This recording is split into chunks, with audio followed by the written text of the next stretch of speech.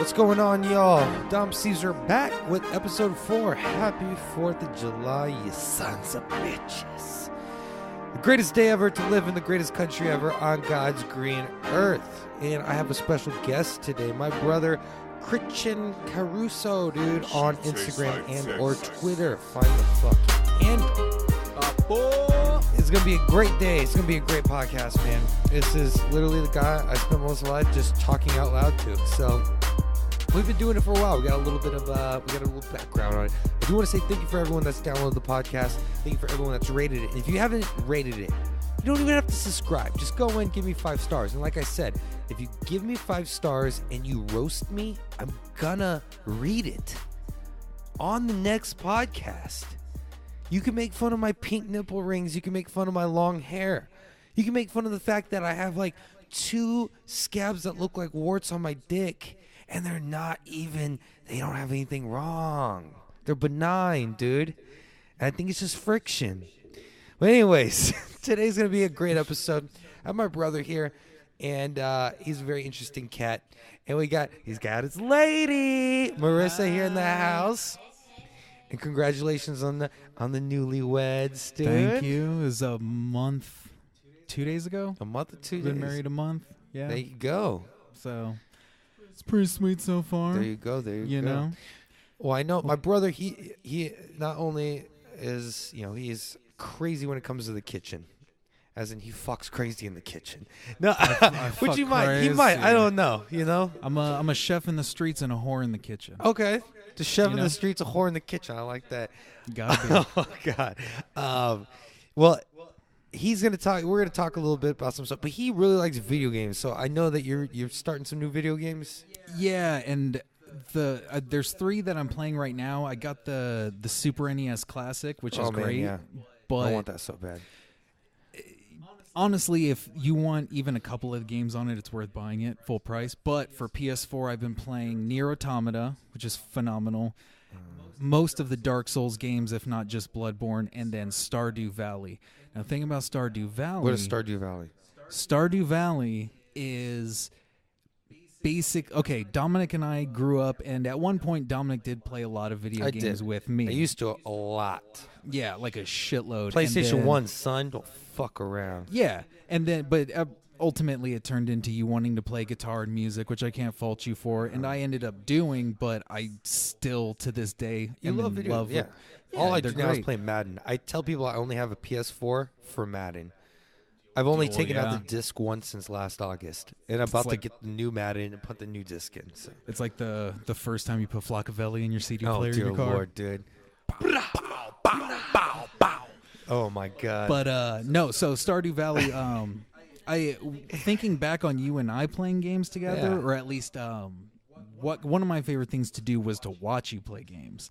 Now, one of the main ones I'll always remember is Final Fantasy IX. Okay, I that was your shit out of that game. That was your fucking jam. Bless you.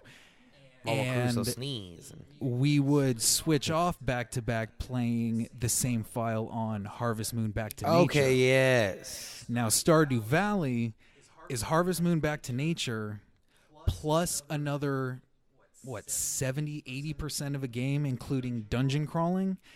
It cuts out all of the shit from Back to Nature that sucks. Is it like the same map and everything? Well, no, but it's all made by one guy, and this is it was like a full-priced console release made by one fucking guy. That guy's banking. And dude, it's so fucking good. Cutting your overhead. And I looked it up, and he was like, "Yeah, I just wanted to make Harvest Moon essentially Back to Nature, but for all the shortcomings, for the people, fix them, put in so much. Basically, you can pick where you want to start your farm, and that's how you pick your difficulty. I picked around waterfront, so now my property consists of 6 islands connected by bridges that I can grow and put different fucking, barns, coops, and shit. Yeah. I had all the animals. I ran the gamut in my cellar. You can have kegs and refining spirits and make wine and all that. Dude, so much shit. Oh my God. Dude, it's fucking crazy. Stardew Valley. Do you grow Stardews? Isn't that like a fruit? You grow star fruit. They're really rare. Okay. And then you also find I think it's called a Stardew fruit or something, and when there's only like 10 in the game, and when you eat it, it permanently caps your dick grows energy an at extra higher. inch. But it stays an And there's extra 10, inch. so if you find them, then you're a fucking I know. I'll be swinging. like, what, 12 and a half hard on a good day after all 10? But it's killer, and what happened is I already got married. Okay, I remember that in the old game, but it was incredibly long and hard in the old game. No pun intended. It just took forever. You had to talk to him. It took seasons. It's a little bit easier now, but the problem is you're capped on how many gifts you can give to somebody in a day. Okay. So that's how they kind of... I just found that out on Pokemon Go. You can trade now, and you can trade gifts, but you can only do one gift a day. Oh, yeah, exactly like that. So you can't, cheese the system. But I'm getting towards the end of my 3rd year or 4th year. I'm in fall right now. I have a wife, 2 kids, and my farm is booming, but I just sold all my cows, sheep, goat, rabbits. You can have rabbits like a few and shit other now? ones. That's pretty Yeah. sweet. What are all the animals? I love this kind of stuff. In your barns, well, you can get a horse. Wait, when did this come out? I feel like I would have known or seen this. 2 years ago? Wow. A year or 2 ago, something like that? It was 1 year ago, something like that. I wonder how much I can get it for on the PlayStation Network. I got it brand new, the version that came with the soundtrack too from Best Buy for like $20. Oh shit! I'll probably get it for still like wrap. $9.99. Yeah, I actually going back, it might not have been a full price release, but it's 4 consoles. So Best Buy's got the bangers, dude.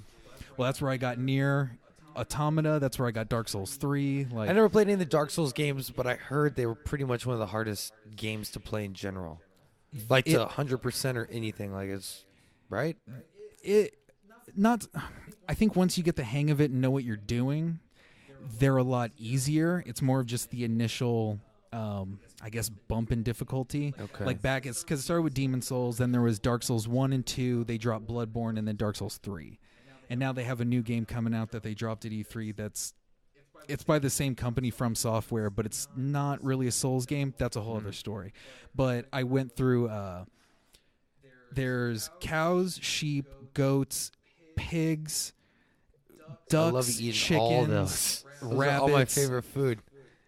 But now I sold off almost all my animals. I have 2 barns with 24 pigs altogether, and I have 2 coops. One of them has 7 or 8 dinosaurs in it right now. What? You can find dinosaur eggs and put them in your coop in the incubators and hatch them, and then now you have dinosaurs, and whenever they start laying eggs, you can take them down into the cellar. You can sell the eggs. You donate one to the museum.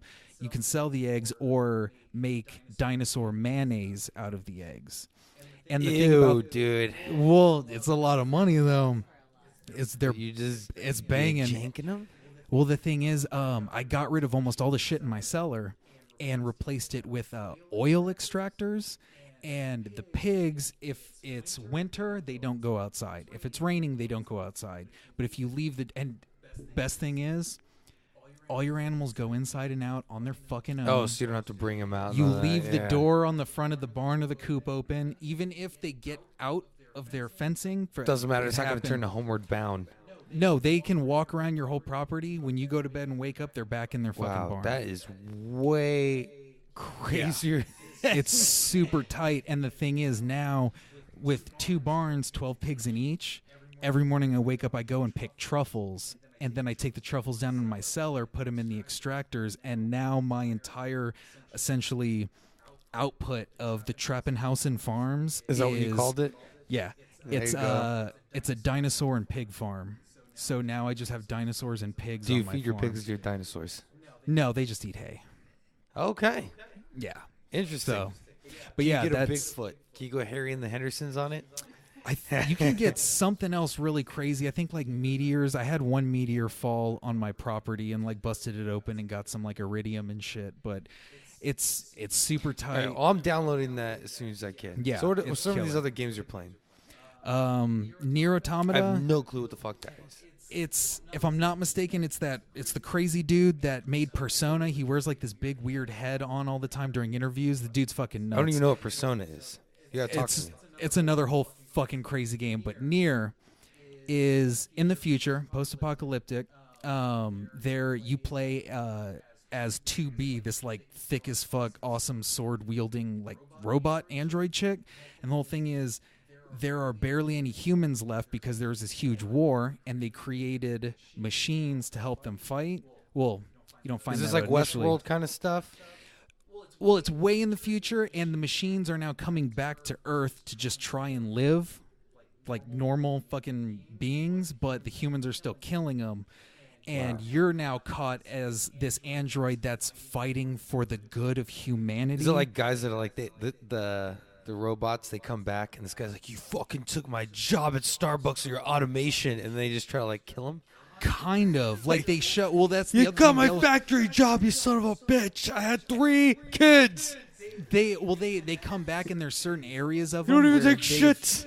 They've like gotten woke now, and they're like, we just want to live like normal and be happy and fall in love. And your bosses are like, no, fucking kill him. Like, yeah, go clear him out and shit. But the fight system is so fucking tight. What does it remind you of? Turn-based? No. It's what Final Fantasy 15's fight system should have been. Okay. Should have been. I did like that fight system. It was good. I liked had a lot of 15 because they problems had a with lot it. of old stuff and they had a lot of new stuff. But my thing was I focused so much on the side, like the side quests and stuff. By the time I started playing story mode, I just started blowing through it and I was like, this is so boring. Mine was the complete opposite. I was so tired of how much side shit there was. Well, I hate the fact This that is the yin and yang. This is why we're brothers, but we Yeah. still we play video games differently. but we play our shit differently, yeah. Because like I hate that you have to just to get your experience and level up at the end of the day. You have to eat and camp and shit. Oh, I want my love fucking that. experience I the was second I fishing. kill it. I fished more in that than I have in the last year in real life, dude. Well, I mean, I'd assume you can fish in near too, but it's like it's my Oh, favorite. memory Oh fishing in- yes, Stardew, Okay. you fish a shitload. But near Bloodborne and Mass Effect, Bloodborne, Mass Effect 2, and Final Fantasy Tactics are my 3 favorite games of all time. I love tactics. But Nier Automata is my favorite gameplay and fight system in any video game ever. It is so smooth. Now, what does this run? How Um, much is this going to cost the listener if they went to GameStop and they bought it Well, used? Well, right now on Steam, since it's the summer sale, you can probably get it for like $20 or $30. I got it for like 30 at Best Buy. Oh, so like $59.99 brand new or something. Yeah, some places are still going up to full price, but that's bullshit. Like, just you can find it used or go to Best Buy. Yeah. It's fucking, but it's Japanese as shit. And when I say that, the first 5 minutes of the game, you go through 4 different styles of video game. You start off and it's like a top-down like space shooter like Ikaruga or something like that, and then it switches to a 2-stick shooter where you're in this ship killing everything around you. Then it switches to like that Space Harrier Star Fox view where you're moving around in the center and shooting shit. And then while you're flying and shooting shit, your ship smashes into like these closing doors, all dramatic, and your character flies out. And when you land, you're now in like this beat 'em up hack and slash style, like super. I want to say the same guy who did the fight system is the guy that did Kingdom Hearts, Final Fantasy That 15, makes sense. Crisis And Core Kingdom for Hearts, PSP. like fighting that whole engine was like the new. Yeah, I liked it, but this is just. I just think like how tight, far can they dude. keep going and switching it and changing it? They after Nier, they don't need to switch or change anymore. That's it. To me. That's it, dude. Like that is fucking it. And I mean, like I just said also that like the Soulsborne games are my favorite, and Marissa actually just got me a copy of Demon Souls over again, which was the first one in the series, but because of copyrights and switching companies, they couldn't continue Demon Souls anymore. But that game is fucking history. I remember dude. you playing that though out in Smiley with our cousins. I do remember Yeah. that one. Well, I was living in Austin going to college at the time, and Smiley is a town about an hour and a half outside of probably San Antonio and Austin equally. Yeah, it's like southeast Texas.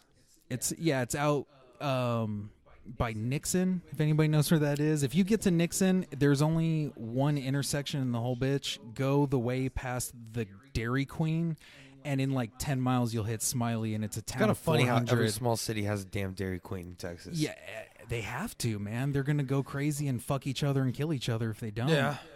Hunger busting. Do a lot of meth out in those small cities. There ain't nothing else to do. Yeah, and you can cook it and nobody will smell the shit either. True. And But, if it blows up, what the fuck are you gonna do? It's gonna Yeah, kill who a cares? sheep. Yeah. Yeah, It's good. like more little, white trash. Little bit of sheep shrapnel, dude. But no, when I was going to college, I would go out there every weekend, which, looking back on it, helped me keep my shit together. But our cousin Matt came into Austin, which was strange because he would never. That's not his scene at all. No, but the thing was, Demon Souls had just come out. There was nowhere we could get it in Seguin or Gonzales or Victoria, so he was like, well, I'll go to Austin. I'll meet you up. We'll pick up the game from a GameStop somewhere, and then we'll go back to Smiley and play it. We drove around in like 100-degree fucking weather for 3 hours going to every GameStop in fucking Austin. And the one on the way out on like Palmer and 35 had one copy. And we got it. Yeah, we got it like as the sun was going down. The one you could have stopped at when you were very first coming into town. Dude, we didn't need to go fucking anywhere. Up and down Burnet and shit looking for a GameStop. Yeah. We ended up getting it, went home. Still, I mean, Demon Souls, don't get the shit twisted. Everybody's like, oh, this game's like Dark Souls. No. Demon Souls is the hardest out of all of them. Maybe that's what I was thinking is like the hardest game that... It's one of the hardest games that's out. Yeah, to me, it's way fucking harder than any of the Demon Souls or Dark Souls that have come out.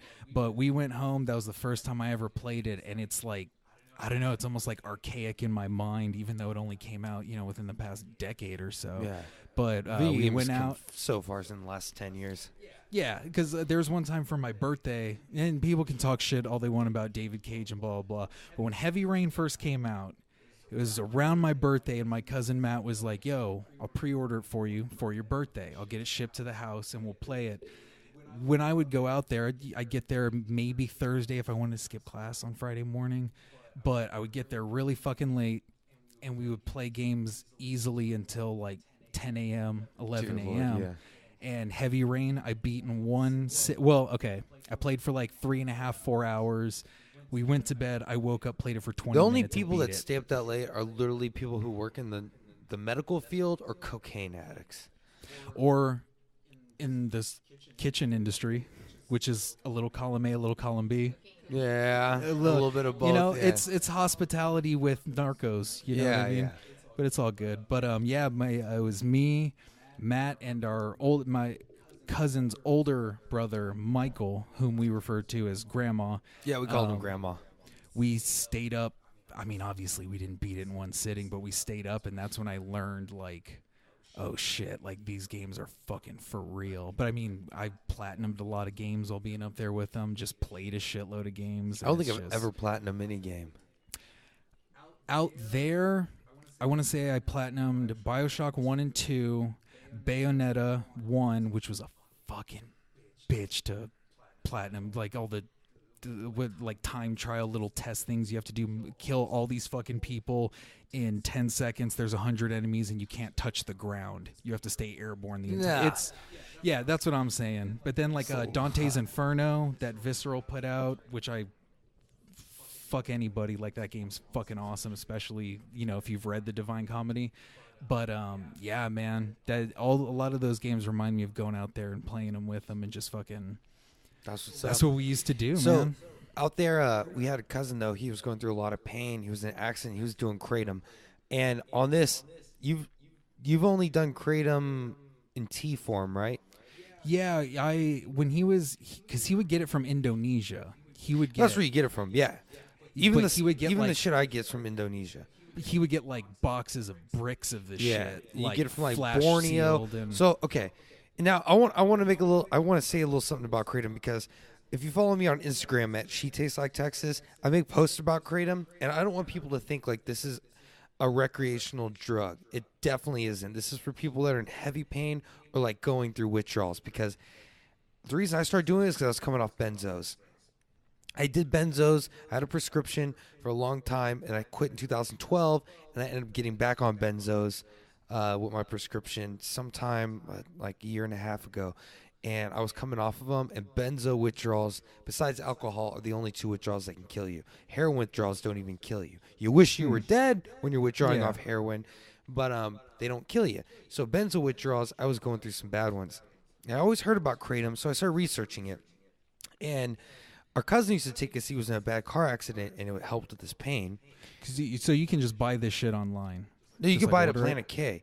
It's Oh, actually okay. illegal in like every state around Texas, all throughout the East Coast, and it's about to be illegal in Texas because they're voting on it. They're trying to get it illegal because it literally is like an opiate. It releases the same endorphins and everything in your brain as an opiate. And it's a very interesting drug because there's like basically 3 strains, like a white strain, a red strain, and a green strain. White, if you take it, especially even if it's white or red or green, in like low doses, it acts like almost like an amphetamine, like a cup of coffee. But if you do Okay. anything more than like 4 Gs, I would say, it starts acting like a barbiturate or a like morphine. Oh. And it's very interesting. But the weird thing is about it, once you hit what your body can handle, you don't get higher and you don't feel more. You get sick. So when I very first did it, though, I did red strains because that's more of like what you would say like an indica is. Yeah. Even though like sativas too, they kind of hype you up. It's like white strain. You still get high, but it's like a different kind of high. The red Yeah. strain, usually they grow it in Bali. And you can get white strains from Borneo. They have ones called Mangda, which is like really like almost like cocaine if you eat the perfect dosage. So you really got to Okay. know what the dosage is. But since it's not really regulated, it's hard to tell. You want to know like a light dose is between 1 and 4 grams, a medium dose is between 4 and 5, and then 5 to 10. You never want to do more than 10. And so I got this red Bali recently, and I took 8 grams, which I'm usually used to, off this old red Bali that I was taking. And it was like I felt that warm hug, bro, like heroin, dude. Yeah. And I Start slept. feeling like pins in your forehead. Oh, it just felt. Well, I mean, it felt amazing. And then. Yeah. And when I've ever started taking this, just so y'all know, that's what I'm saying. It's not a recreational drug. It's something you take. It beat my benzo withdrawals, hands down. I didn't crave benzos. I was great, and I took about 4 or 5 grams at night, and I didn't drink on them either because I didn't want to drink. It just changes your mindset completely. And I ended up coming off benzos. I haven't had a benzo in months. Well, not months. Probably like 2 months now. I haven't had one, and the withdrawals were over the second I started taking Kratom. And I was doing it first in pill form. You could do it just mixing it with something to drink, and people say they hate the taste. It's not even that bad. It tastes like unsweet, like green tea, to be honest. Yeah, I mean, even if you like made tea out of like I'm gonna stems tell and you weed, that it would this taste shit, way dude, worse. This red Bali I got right now, it all comes from Indonesia. They can't really grow it anywhere else. It's almost like They wine. don't tease you, from what I heard. No, Indonesia don't tease you. I'm into something with a boat-legged beaver. I don't know the first line either. I just know bow-legged beaver at the I can't end remember of what it. song That's that all. was, though, man. Is it Luda? Indonesia don't tease you. I'm in a bed with a boat-legged beaver. Was that Luda? I don't know. Something that has came to out be. around the Anyway, same time. Anyway. That's from 2003, 2004. Some red whenever they would censor songs and like break a window. Be like, Be like, what the are you doing about these parts? Yeah. You know, instead of bitch. God. Yeah. Yeah. Good stuff. So this red Bali, though, I did do 8 grams because I thought it was something normal. And this, I am saying, people, I'm admitting, I tried to do it recreationally. I was like, oh, I just want to relax. I should have just done a normal dosage. It was a new brand I haven't used. It was from Bali, though. And I got so sick. So I crashed out. I woke up at 5 in the morning sweating profusely. It was the exact same thing as an opiate withdrawal. Yeah. And it was horrible, dude. Horrible. Jeez. So it's unregulated to a point where you don't know how strong what strain you're getting is, and it's not good. And so people, if you see me on Instagram and I'm throwing up the bags of Kratom and I'm saying this and that about it, unless you're in severe pain or you're going through alcohol problems, opiate problems, benzodiazepine problems, if you're going through anything like that, I recommend it. If not, don't do it. Don't do it to get high.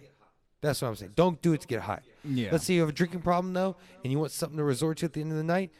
Try that. It costs $20. You can get an ounce. A lot of places damn. a lot even cheaper. Yeah. But I don't know what the quality is on that. Like I said, you're getting it shipped from Indonesia. You don't know where it's coming from, but it grows like crazy out there. Yeah. The Mangda, though, is the shit you want to like wake you up and get going, and the red Bali is the shit that will make you feel like a big old grizzly bear just hugging you. Okay. I will say, use it. If you got a problem out there, don't be afraid. Go to Planet K, ask the people about it. They're not going to turn you into the cops if you're doing something you're not supposed to be doing. They want to see you get better, and they'll help you out. But don't, and I will say this too, don't use it more than 3 times a week. I have maybe 2 people I know in my life that use it as a like a daily drug. Yeah. But there are also people that were addicted to pain pills, drinking, smoking weed constantly. They need something because they're changing their life, and they take low doses throughout the day. So they do maybe like a tablespoon in the morning, a tablespoon around 4 o'clock, a tablespoon at night. Just basically maintaining. Yeah, and a tablespoon is roughly 3.5, 4 ounce or 4 grams. Okay. And 28 G's made the chicken cross the street. We all know that. Yeah. So you can get an ounce. You get 28 G's for about $20. But I just want people to know that I'm not promoting that thing as like a recreational pop some Kratom, go out. Definitely don't drink on it. You want to make your body feel like it's clenching up and you're going to die. Don't drink and take Kratom. If you're taking Kratom, get yourself a big-ass glass of water, take a couple, put on a movie, and relax. Stay hydrated. I would. Actually, if you PSA, kind of on that note, I've been hearing that, and this is for all the snooters and the fatty railers out there. Fat rails. I heard Fat rails. right now with like ice and coke and like all that shit, there's been a high number of people reporting like ODs because people have been putting fentanyl in it. And it's been fucking killing people. Yeah. So if you're any of DoMC fans, you need a name for your fans, honestly. Well, see, I like to call them my babies, but Chris D'Elia stole that, dude. Well, They're my chachis. Okay. If you're a chachi, the Chach Army. yeah, Chach Army. If you're part of the Chach Army, dude, and you 'cause like I'm a chachi too. Yeah, like to talk shit. I'm not saying and I'm nobody. I'm not a to ever jabron say, cone. We're better than jabron cones. Hey, if you're listening to this podcast right now, if this is the 4th one out of 4 you've listened to, you're part of the Chach Army. Chach Army, no jabroni and cheese. No jabroni and cheese, no jabron cones, none of that bullshit. But yeah, no, I'm not telling anybody to stop doing what they're doing, but if some dude promises like fatty keys behind a CVS or something, or you're buying shit from somebody you don't know, I will say, I'm not going to sit here and say I've never done that. I've done it. Okay, yeah, right? well, that's why I'm saying. And I'll say this. Back in the day, they would cut it with mostly laxatives or like vitamins, like a Men's Health one a day. They'd crush them up and cut it with that. And you could taste it. Or baking soda. And I've heard, baking soda. That was old school. Yeah. And I've heard about this, the fentanyl and everything. It is not good, man. No. People just, pun it, and it affects your brain like less than 3 seconds. Yeah. And if you got that in there, you're dead. Yeah, because it's like by comparison, if you need kind of an idea, think of like if you had a mixing bowl, like a big mixing bowl that you would eat popcorn or something out of, like that entire bowl filled with heroin. Let's just say it would take that much to kill you. Grab like a sweet and low packet. That's how much fentanyl it would take to kill you in OD on. It's world, like man. Like you wouldn't even be able to fucking like you could have like a baggie, stick a key and test that key and it wouldn't be in there, but then you're like, okay, it's good. Then you stick another key and bump it and there's like a few grains of it on there. You're fucking donezo. It's like salt. You don't need a lot to taste it. Nah, man. It's all you need is for flavor, and that flavor is dead. Yeah.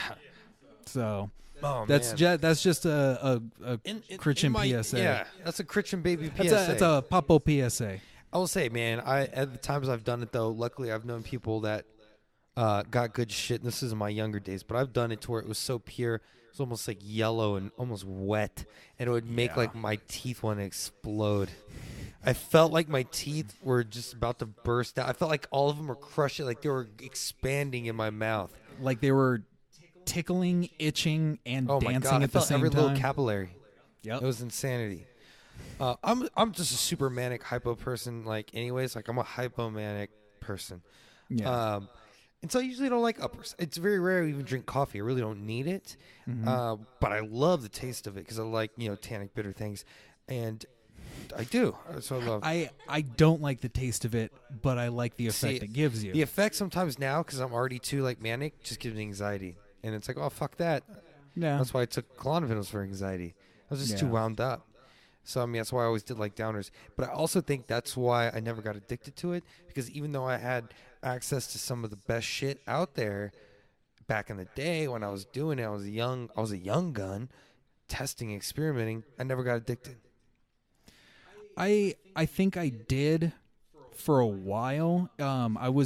Actually, I'm not going to say restaurant names, but I had just moved back. No name dropping. No name dropping, especially because that restaurant is still kind of the shit. But when I had moved back from, I went to college in Austin. I lived in Killeen with an ex for like a few months, but then I moved back to San Antonio.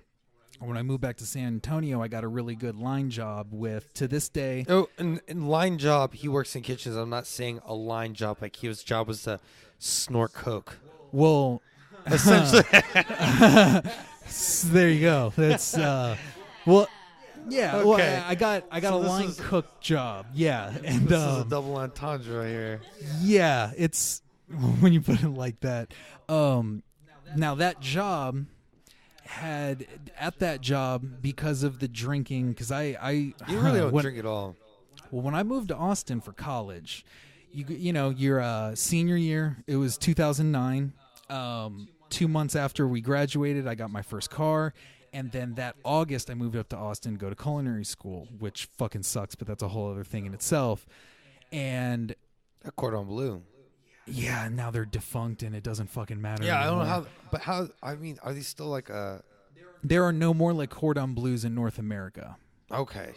And everybody's like, oh, fuck the school. First off, yeah, fuck the school, but fuck the students that went there that don't know what the fuck they're doing. That's neither here nor there. But when I first went to Austin, I took your first driver's license with me. Yeah, I know. I remember that. And yeah, it was already out of date. But if you Chutch Army, if you guys don't know this yet, Dominic's middle name is Christian. And me, Christian, my middle name is Alexander. We have a kid brother named Alexander whose middle name's Vincenzo. Fuck whatever if I know. I got to choose that. Yeah. Well, I was also 9. So there you go. 7. That's why a if I strong had a kid, name. it would be like when I was like young, like 17, 18, it would have been like Vincenzo Goku Caruso or something. Oh, hell yeah, It dude. would have been ridiculous. Hell yeah. Kakarot. Vegeta Cheetah Caruso. Ooh. I'm a part-time stripper and I do hair. But I took your old driver's license with me, and what would happen is I had friends in some of my classes. Actually, the second class I got placed in because I failed a bunch of classes for just literally being drunk all the time and not showing up to school, which is weird to talk about because I don't drink anymore. Really weird 'cause you don't drink. It's very rare that you do, and when you do, it's like rum or gin. You don't It's fuck usually around. gin now. Rum was my Sailor Jerry was my fucking. When I was muse, that age, man. I drank. I was drinking all the time, but I was functional somehow. I was too. It just made my laziness even stronger. Got you. So like I would go to bed drunk, wake up, drink before I went to class, put something in like a Torchy's cup to take with me to class, drink all throughout school. I wouldn't remember anything and then go home and fucking drink till I blacked out. And that had started happening since I was like 18, 19. 2 months after I turned 21, I quit drinking. Yeah. So I went, I mean, people can say whatever they want, but I went out on top. Like when it comes to drinking, I won, so I don't need to drink anymore. Like boys too. He kind of quit when he turned 21. Yeah, he was just done. Once it's legal, like who gives a shit? Like I don't know. You know I always what I mean? like booze. You know, I always have. I still do. I think it's a genetic thing, but I think I know it's a genetic thing too. And so genetically, you have a 60% chance of becoming addicted to it. Well, what had happened was when I was in Austin, God, I hope mom and dad don't hear this, but I started selling weed because they know that. Don't worry. Yeah, I was mom and dad thought weed. I was selling weed, and I just agreed with them because I was like, I never did, but whatever. I'm not gonna change your mind. They were like, you're a fucking drug mule. I said, all right, whatever. This is when there was swag for like, you can buy 10 G's for $10. It was stupid. With my supply, it was I failed a bunch of classes. I got held back for 6 weeks and then put in new classes, had to retake a bunch of them. But that new class I was in, I met one of my friends, Eric, who he's legitimately older than I am, but he was in a band that had been playing in Austin for like 10 years, so everybody knew him. I was still like 18, 19, and I would go out to the scene. Yeah, like I would go to the shows, and I would show up when the band got there, roadie the whole spiel, help them unload their shit, set up stage, and of course the bartenders knew it was a lot of at Maggie Mae's. I spent a lot of time at Maggie Mae's, drunk as fuck, acting a fool, and 6th in Austin. My time was in San Antonio, Boston's Pub, no longer. I know, because I fucking worked there for a little while, but I would just go and drink on the band's tab and just get sloshed as fuck. And that's also when I was drinking Kratom tea, because our cousin gave me some. You can't mix that shit, man. Well, you didn't know, though, either. Well, and you're honestly, literally to me, taking, not a synthetic, but a natural opiate. Yeah, because I would just get cheesecloth and twine from work and just ball the shit up and brew tea out of it. But at that point, I still wasn't smoking weed, but I was selling it. I would smoke one time when I'd go to my friend's house in Austin to pick up. I would try every single one. I had no idea what the fuck I was doing. I would just smoke it, and by the time I got to the like 5th bong of like, hey, try this jar out, I'd be like, oh, well, that's the best because I'm high as fuck right now. Sense, yeah. But then all of it was profit, so I was making a lot of money. I was being able to stay on top of rent. Monkey can't sell bananas. You weren't smoking, so you could do it. Yeah, and that's when I started realizing, people who sell drugs and even take drugs, it's because this world is fucked up, and there's just like, you need to make ends meet. Sometimes it's self-medication, and I can't fault that because I do it all the time. Mm-hmm. But when I moved back and I was working at that one really nice restaurant, that's when I started getting into coke, and it was easy because everybody fucking did it. And I feel like that kind of transitioned into like what the industry's favorite drug was, because when I was younger in the industry, it wasn't as like amphetamine driven. And then it really, when Adderall came out, everyone was taking Adderall, like in the bartending scene at least. I don't know how it was in the kitchens, but I know in the bartending scene, Adderall was the drug of choice, because especially when you're working late nights. Yeah. And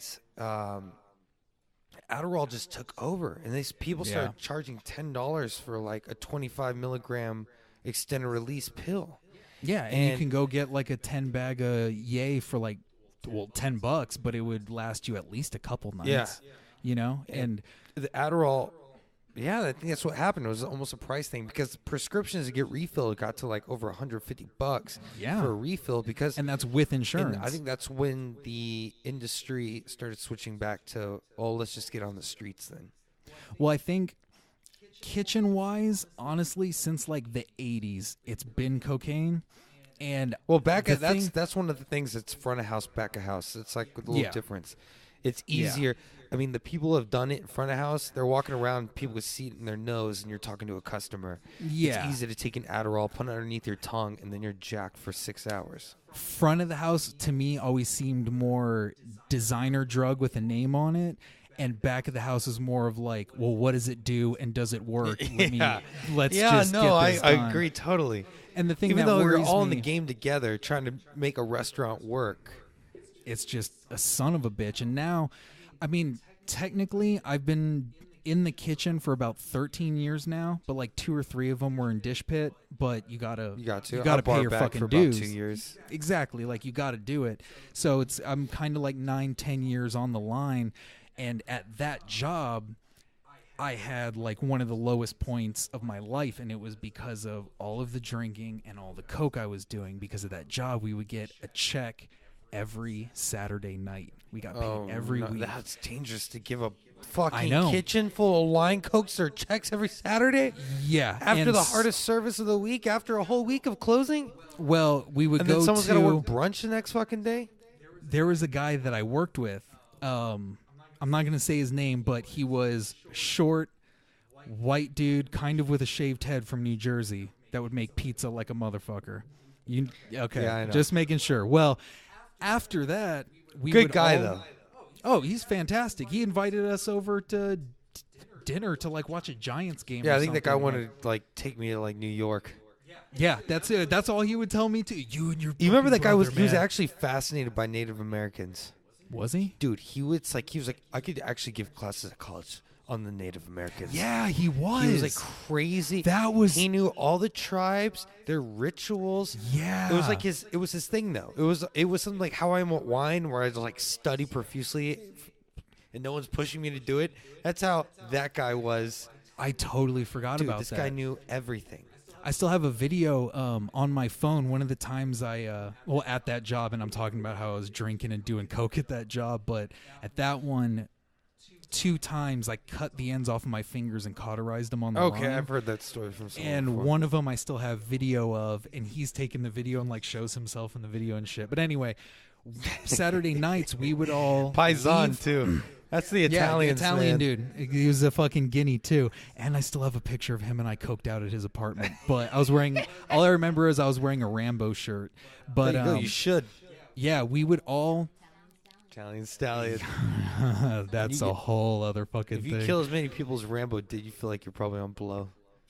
Well, Rambo just wanted to fucking go home. It's the ultimate game. Well, that's our friend Andy, Texas. He told me something. This was after I quit doing remember, it. Don't drop names. I thought he was going to be on here at some point. Oh no, it's all right, but don't Okay, tell no, his I'm not story gonna- and tell his name. I'm not going to say anything bad about him. He told me something one time that made me like come to a realization after the fact, and he said, I don't like doing cocaine because I don't like drugs that force you to hang out in bathrooms. That's that true. was, it's like the first time you hear never put your dick somewhere you wouldn't put your mouth. Yeah. So like if you're like, never heard that till right now, but yeah. yeah, it's like, oh, I won't eat a chick out. I'm just here to fuck. It's like, dude, you're a piece of shit. Like if you're not gonna munch box, then you shouldn't put your dick anywhere. Yeah. But that place, dude, I wish I could say the restaurant name and I won't, but there was so much coke done off those goddamn toilet lids in that fucking bathroom. And it's a really nice place. The exec chef, fresh off the boat, French guy. I love him, but the exec chef, I won't say his name, but there's one night on the line when I just had a full-out breakdown on like a Friday night or Saturday night, and he was the one that was like, hey, man, just go. Like, take care of it. Like, dude, I was like crying and shit, like all the drugs and this Your was emotions were all skewed. well, Your that perception and- of reality was skewed. Well, at that time, I didn't know a lot of what was going on with me. And because of that night, I ended up, to put it nicely, I ended up somewhere where somebody was qualified to tell me what was wrong with me after that whole situation. And after that, that's when the doctor told me, because like I stayed the weekend, and that Sunday or Monday, the doctor was like, okay, well, obviously, like, you're bipolar, which both of us kind of already knew just because of mom, and like, you know, that's kind of where we got it from. I definitely saw when I was younger, I felt it, but I feel like as older as I got, I don't ever feel depressed. I just get so manic to a point where I can't. It's almost like I can't even control anything. It's like an anxiety attack. It's like I gotta keep moving. Yeah, or else your chest is gonna swell and explode and then cave in. But that's like behind it. all I get. I felt a little depressive, as everyone does when they're going through like puberty and you're getting to the age. But after like 21, I never really felt sad. It just was like, man, mania is cool, but then there comes to a point where you only get 1 or 2 hours of sleep, and then you're running on nothing, and then that's when you really start burning yourself out. Well, that's the thing. Like, And then like I'm hyper competitive, and I have a work ethic that's insane, and so I would use that mania to try to help me. But then when you start burning, it's like you're burning a candle from both ends, and you can only go so far before your body can't. No matter where your mind's at, your body's gonna be like, oh, I can't do this anymore. Can't go any further. yeah. Well, that's the thing. Like, while I was there, the doctor also told me like the bipolar thing was whatever. He told me I have like severe insomnia, which I still struggle with, and he also told me that I had schizophrenia, multiple personality syndrome, and that made, I mean, it did and it didn't make sense to me, But that was enough for me to be like, okay, well, maybe drugs and drinking aren't the way to make it better. Well, drugs and drinking will give you multiple personalities, whether you have it or not, though. Well, no, I know. But the thing is, at that time, I didn't realize that had started becoming a problem towards the end of high school. And honestly, it's something that has gotten worse since then in certain aspects, but it's also gotten a lot better. I think you not drinking has been great. Yeah, no, I love it. But even if I'm stone cold sober, and you can ask her, I mean, there are days together. when I think you just need a drink, though. Oh, there's days I really wish you would just have a drink and relax. To be honest, I'll say waking up and drinking gin and shit. You know? No, I know. I mean, honestly, I'd rather like putting rip a a fucking goob or something. gin-soaked condom in your ass, or what do they do? The gin-soaked tampons. Yeah. But no, man. Like even now, I'll stay up for 3 to 5 days at a time, and then sleep for like 3 or 4 hours, and then go for another like it's so bad, 30, 40 hours. That's how it's on been. sleeping problems, because I still have mine. Right, I sleep a lot better now that I've offered in my life. No, sure. I still don't sleep. I still have problems with it, but I get like 4 hours and I wake up. So like I have to make myself stay up till at least 1 or 2. But if I've been going to sleep earlier now because I wake up earlier. But if I sleep at like 10 o'clock, well, I'll go lay down at like 11. I'm up at 4 o'clock in the morning. And for me, once I'm up, I'm up. There's no going back after that. But I remember when I had my Ambien prescription, that drug, I know people, maybe it's on the map in their brain because not Rosie O'Donnell. Who's the chick got all racist when she was taking Ambien? Oh, the fuck is it? Roseanne. Roseanne Barr. Yeah. It got on the map for a lot of people, Roseanne. But no, I didn't even know what Ambien was when I very first got a prescription for it. Yeah. And first time I took it, within 15 minutes, I felt so much weight on my body, and I slept for like 10 hours. It was my body needed it. Well, remember, you and I, during that time, wouldn't hang out or talk to each other too much, but we would take Ambien together and wake up with like pictures shirtless in the bathroom mirror, and like we hung out all night. We're like loud as fuck till 6 a.m. We gave a friend of ours, I gave him a Michael Jordan Chicago Bulls jersey. Yeah. I remember that shit too. I drove a car on Ambien, man. That stuff is not a joke. That stuff when you ran down mom and dad's mailbox. Yeah. And then I had a white car, and it had like 3 different color paints on it. And it's not like I'm not thinking it's a funny story. Like I think I'm blessed I didn't die, kill anyone else, or end up in prison for that. Yeah. And that was all pharmaceutical. I didn't even. I had 1 or 2 beers after work. Came home, got a glass of water, took it, went to bed, woke up. Car was fucked up. Mailbox was ran over. No recollection. Yeah. And I only took maybe 20 milligrams, which is two pills. They usually do it in a 10 milligram pill. Yeah. Is like the standard. And the pill is so it's like a quarter of the size of your pinky nail. Yeah. And it's crazy how much power is in that little thing. Yet they're going to outlaw Kratom now. Weed's still illegal. And you can go get that. Yep. No, I had a script for Ambien and OD'd on it one time, like coughing up like foam and shit. Oh my God. It was okay. It's still one of the weirdest, strangest things that ever happened to me. But it was one night I was up and I was like taking. How many did you take? It was like 13 or 14 over the course of like 2 hours. I had started in my room. Like 7 pills an hour. It was fucking raunchy, and I was on Facebook at like 3 a.m, and there was this chick who I think at the time. Side note, you said social media on Ambien. I used to have an awesome Twitter account called DoMCast. Yeah, I remember. And I got all on Ambien, and I went and I posted. I said, hey, I made a tweet, and I said, hey, this is my password and my login. Tweet whatever y'all want. Someone went there and changed my shit, and I ended up having to like disable the account. So I know I'm not prolific on Twitter anymore. I'll get back on it. Yeah. But after you lose that account and all those followers, it's hard to go back in the game. Yeah. It's like somebody erasing your save file and being like, well, fuck. Which you've done to me back in the day on PlayStation. I'm going to Crash Bandicoot. I've done that a couple times to a couple people, actually. You dick. But, you're a dick still, but... Yeah, but, well, there was... You're a fucking dick squeeze. I think the worst time, you and I were out in Smiley, and it was the first time we ever played Dark Cloud for PS2. Oh, yeah. That game took a lot of time. Yeah, and then Matt, while we were there, our cousin Matt got Dark Cloud 2, and he started a game. We were like, oh, Dark Cloud 2, this is cool. They dropped us off back in San Antonio, and I was like, I want to play Dark Cloud 2 now. For whatever reason, we didn't have a fucking memory card, so he's like, I'll let you borrow Dark Cloud 2 in the memory card. I put it in, started a game. After the first save point, like 3 minutes in, I overwrote his save file he just played and started the night before. My God. And then had to tell him while he's still at our house. And I remember because I thought he was going to let us borrow it because he was going to stay the night. And, his dad was going to come pick him up a few days later. After that, and I told him, he just went back with his dad to Smiley and didn't even want to fucking stay. No, I know. I felt shitty about it. But ever since that day, 12, 15 years ago, I have never played Dark Cloud 2. I've beaten Dark Cloud 1 like 8 times, mastered, got the Big Bang and Seventh Heaven and all the weapons.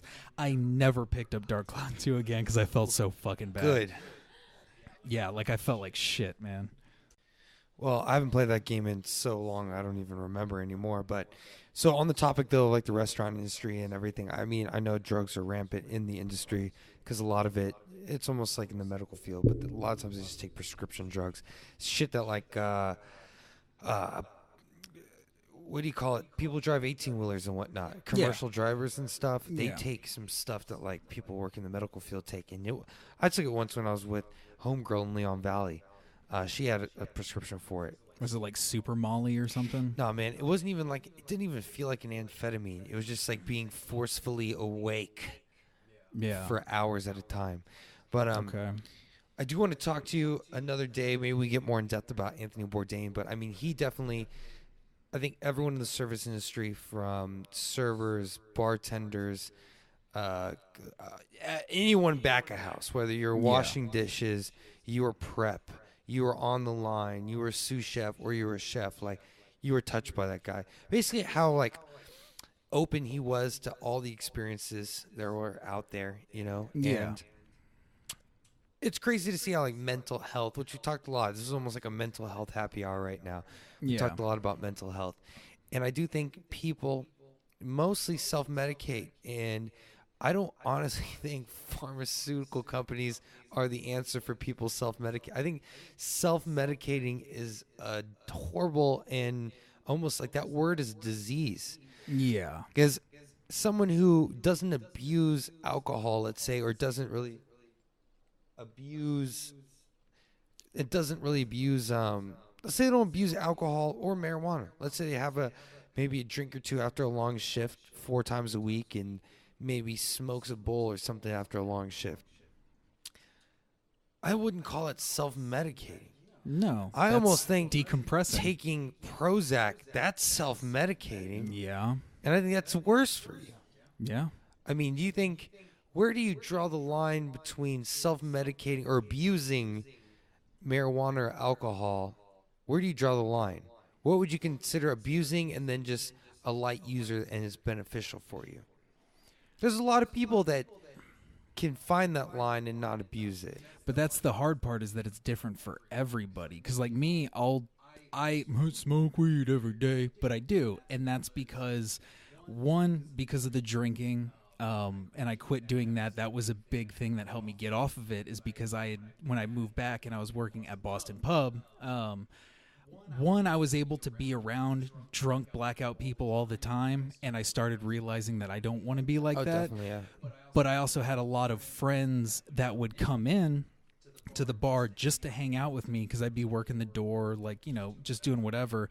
And we would just go off down along the side of the strip center that it was a part of, and we would just smoke. And I had obviously smoked before that, and I had done drugs before that, but that's when I was like, oh, this shit isn't really fucking with me. I'm already chaining cigarettes like a motherfucker, so it's not like, I'm just now getting smoke into my body. And that just really helped me quit drinking.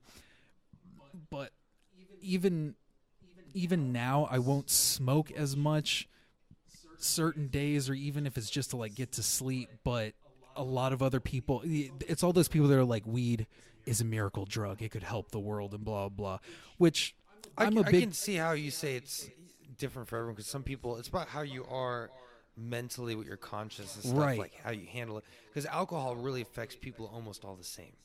If Yeah. I give 4 shots to someone behind the bar, even if they're fat as fuck and a guy, which, you know, guys have a different amino acid in them that helps them metabolize alcohol quicker and than women. That's why women get drunker. It's not because, oh, you're a woman. It's because literally they don't have that chemical in Yeah. their blood.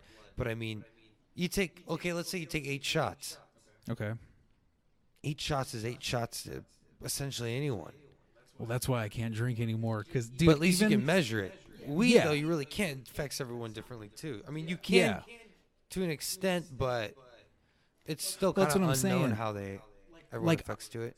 I'm a big proponent of weed. Like, I think it should be legal, but I'm not going to sit here and be like, it's a miracle herb that could change the world and make everybody feel better, because there's some people that maybe just shouldn't ever fucking smoke true. weed, Yeah. you know? And Yeah. something like that. Carcinogens, these people just can't smoke in general. Or like some people aren't on terms with themselves of where they are mentally. Yeah, and then I think that actually helps with psychedelics as well.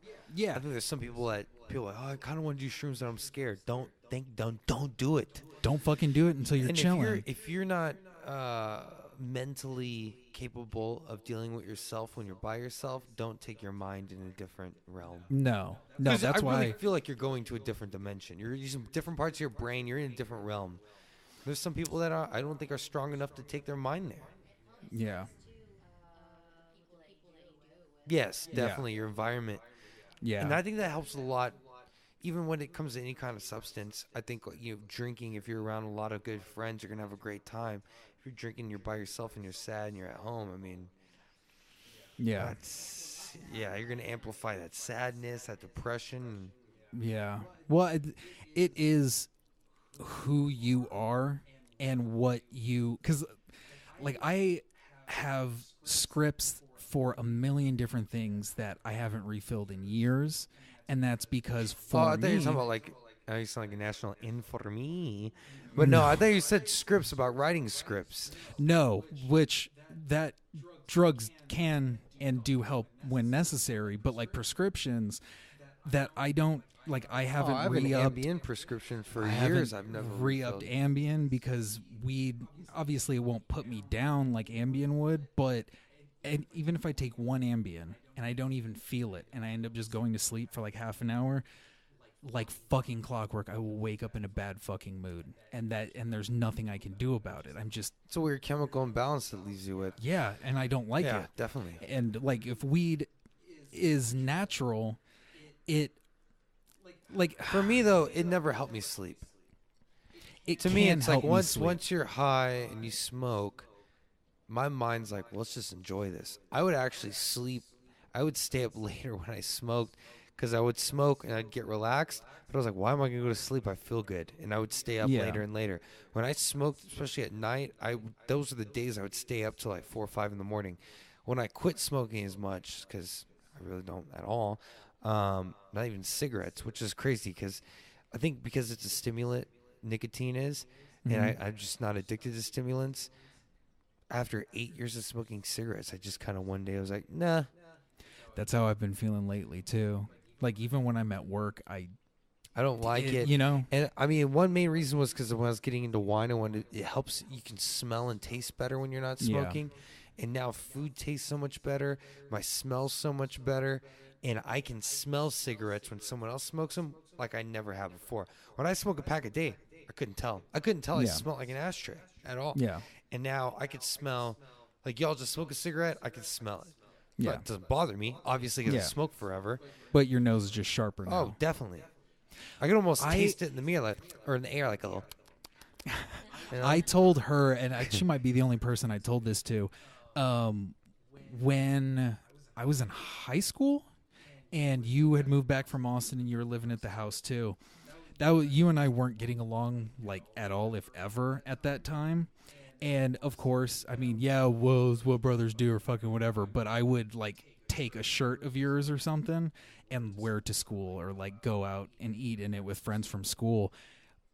In high school, I was such a piece of shit. I was like, no, drinking, no smoking, no drugs, no tattoos, like like I'm gonna be that fucking guy, which turns out made me like a miserable fucking person.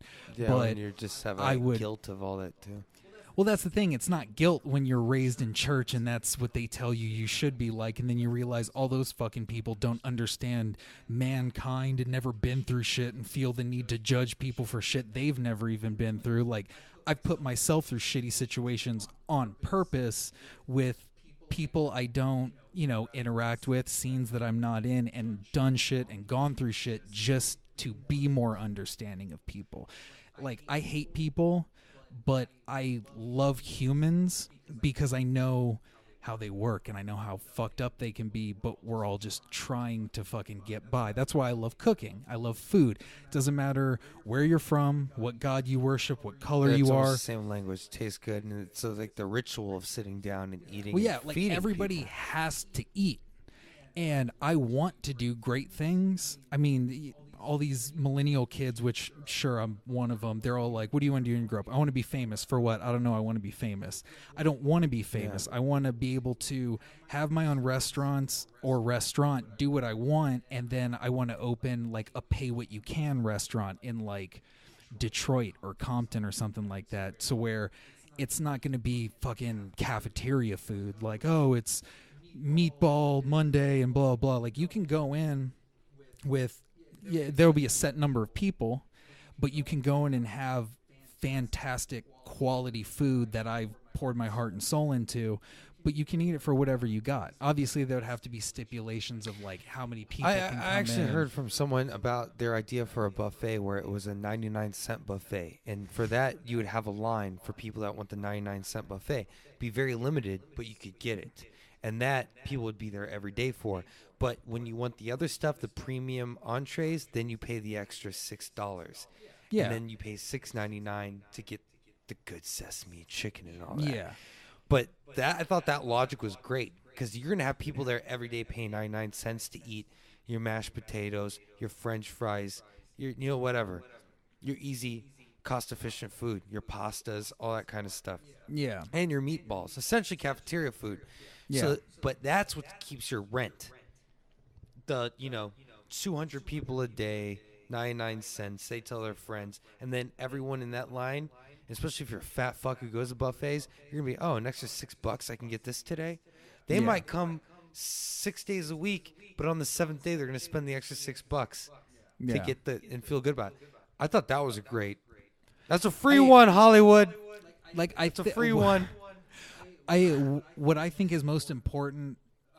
With that, but also like with what I want to do, I actually heard in Jersey, John Bon Jovi opened a pay what you can restaurant, and people love it. But I think the biggest part is integrating into the community and being, because I mean, food is family. It's sustain. I think it was Burnt with Bradley Cooper.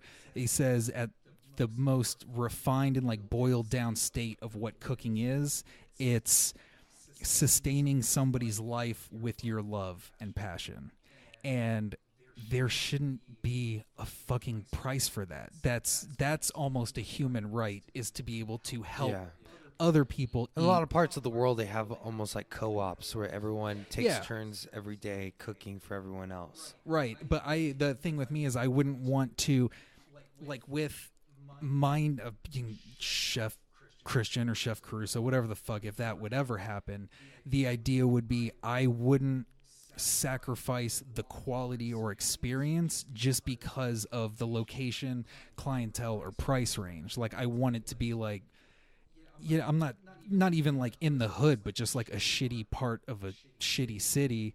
If you become a part of that, then they got you. Like, if you're a part of the neighborhood, if you're a part of the scene and environment and whatever, and they understand, just people in general, if they understand what you're trying to do and why, nobody can fucking tell you otherwise. And I think the biggest thing is, like I said, everybody, doesn't matter who the fuck you are, you have to eat. It doesn't matter what it is.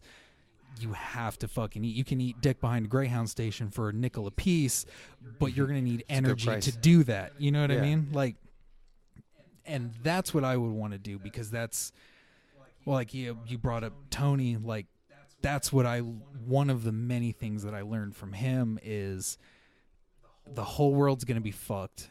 Everybody's always going to hate each other. There's always going to be, as long as somebody can look at somebody else and be like, hey, you're not me, I don't like that. That's always going to fucking happen. Tribalism. Yeah, and that's humans always are born into tribalism. It's just part of our DNA. I like to subscribe to anti-transcendentalism, where my personal opinion is that people are born shitty, and it's what you do in life that I guess can classify you as a good person or a decent person. Because if you just had 2 babies right now and you threw them out in the woods and they just had to grow up on their own, they probably wouldn't develop language, but one would probably want to kill the other when they were able to or figured it out. That's because we're still just fucking animals, and it's what you do to change that that makes it like, it makes it mean something. So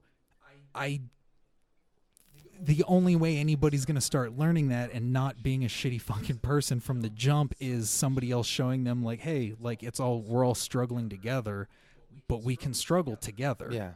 We don't, well, we're gonna struggle no matter what anyways. Yeah, but so we might as well fucking do it together. And if I can give you food for that and just be like, hey, this is my love and passion in my life and what I want to do, eat up. Like, it's like Grandma Norse and Papa Nick. It's like, or anybody's Chach Army grandparents. You go over, hey, have you eaten yet? No, I'm full, I can't. Okay, I'll make you a sandwich. Or with us, I'll make you some pasta. I'll make you fucking... And when you come and you don't know where your next meal is, I mean, something like that. Yeah, that's should never fucking be anything anybody has to worry about. And sadly, that's a reality for a lot of the world, though. Well, it's a lot with like politics in our country right now. If slightly topical, like, you shouldn't have to worry about if you get sick, will you be able to get better naturally, like in the open world. Yeah, that's nature. You can cut yourself and you don't know, like The Office, Dwight. It's like you can fall down, break your leg in nature. Oh no, there's a lion coming after you. Well, guess what? I'm the lion. You're dinner, and blah, blah, blah. People wondering where they should eat or feeding their kids. Like, every once in a while, Mom and Dad would take us to McDonald's or something, and it was the shit. Or every once in a while, we get Pizza Hut, and that's how we got a lot of like jam-packed demo discs for PlayStation and shit like that. Yeah, and also bringing it back around the video games. Yeah, and like the Book It program and shit like that. But even then, like, it should be healthy. And if it is pay what you can and you get that quality of like, yeah, no, I get this from this purveyor that sells this. It's fresh as fuck. I know them. And you guys can pay, you know what, bare minimum, like $1 or $2 a person. And you bring in your family of like you, your old lady, and like 6 kids. You know, and if the situation is that bad, if you are part of the community and people know who you are and understand what you're trying to do, there's nothing wrong with, hey, I brought in all my kids and shit. It says pay what you can for all like 10 of us. I can only pay like $5. It'd be like, cool, sit down and eat, and then they won't even know it, but pack up some food and send it home with them. You know what I mean? Like, it's just little shit like that. And when it's food, it gets tricky one because you have to, you know, put in the whole capitalistic thing, how we're going to pay rent and whatnot. But right. But as much as I would want it to be, I would run like essentially like a socialist kitchen. Like, I want everybody. Yeah. But obviously that's a valiant effort and a great idea. Yeah, and that's something I want to do. 100%. So we are well over an hour. If you're still listening, thank you so much. And Christian, my brother, and Marissa, thank y'all for coming over. Definitely, this will have a lot more episodes with y'all on. And once we get some more microphones, we'll get some Marissa on here too. So it's going to be great. And everyone, thank you for listening. I know last episode there was no outro music, and I started speaking because there was like outro music on my headphones, and when I bounced it out, it wasn't on there. You know, we're still getting this thing mixed because, you know, I produced this thing by myself, and I got my boy Zach Cavender in episode 2. He hosted for me. He's the man as well. But we're going to fix it, all the little kinks and whatnot. But Christian, thank you for coming over. Thank you for having us. Hopefully people love it. It's going to be a great episode. And we have a lot of things coming up. And have a great 4th of July, y'all. Have a damn great 4th of July. Watch all the fireworks. I caught myself on fire. That's another story. That's a whole other story and a whole other hour. Thank y'all for listening. And go on iTunes, Android, Google Play, whatever. And you don't have to leave a review. You don't have to subscribe. Give us 5 stars if you like. And if you don't, whatever. If you do want to talk shit, give us 5 stars and talk shit because I'm going to read those. And y'all be good. God bless America. Don't forget eat your vegetables, brush your teeth, and wash your ass. Yes, that itchy ass ain't a good thing.